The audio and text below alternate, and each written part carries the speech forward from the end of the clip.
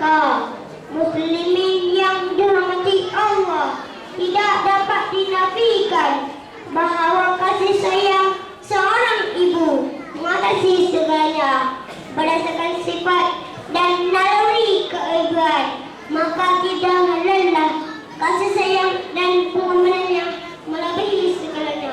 Oleh itu, wajarlah Allah Ta'ala memuliakan ibu sesuai dengan firman-Nya.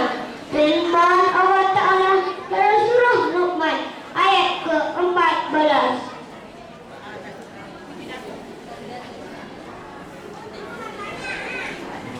Maksudnya, dan kami wajibkan manusia berbuat baik kepada kedua ibu bapanya. Ibunya telah mengandungnya dengan menanggung atas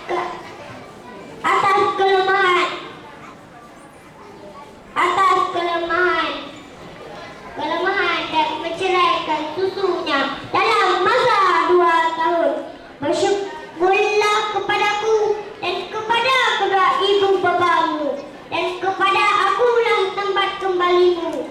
Rasulullah sallallahu alaihi wasallam ketika menjawab pertanyaan seorang sahabat bersabda, maksudnya, siapakah yang paling berhak saya pergauli dengan baik? Nabi bersabda, ibumu. Orang itu bertanya, kemudian siapa lagi? Nabi bersabda, ibumu. Orang itu bertanya, kemudian siapa lagi? Nabi bersabda, ibumu. Orang itu bertanya, kemudian siapa lagi? Nabi bersabda, ayahmu. Riwayat Al-Bukhari. Muslimin yang dirahmati Allah, Islam mengajarkan agar setiap anak menghormati dan berbuat dan berbakti kepada ibu bapa selagi suruhan tersebut tidak melalui syariat Islam. Menyayangi ibu bapa bukan sekadar masih hidup ketika saja, tetapi sebenarnya berpanjangan mereka di alam kubur.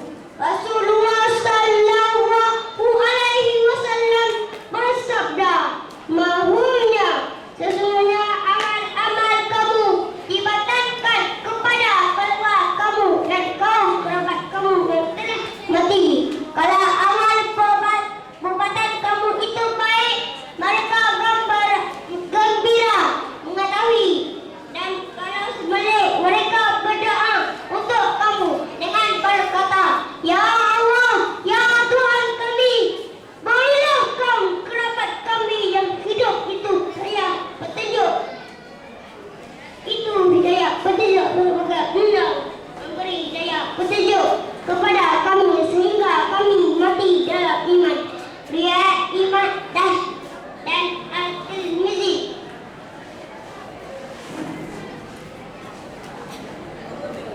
Muslimin yang dirahmati Allah, perlu diinsafkan ketidakredaan ibu bapa kepada sikap keji anak-anak ini mengundang kemurkaan Allah Ta'ala selama mana kita tidak diredai oleh ibu bapa. Lama itu juga kita hidup dalam kemurkaan dan derhaka terhadap Allah Ta'ala, seperti mana kata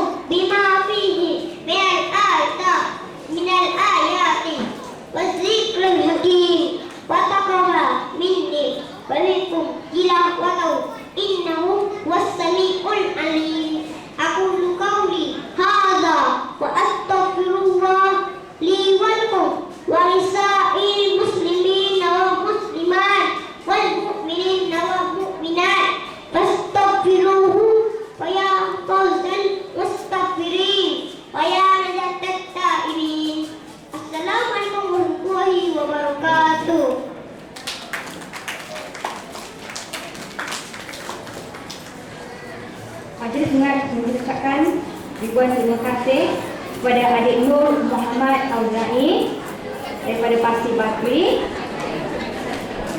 bakal Imam Muda kita, insyaAllah.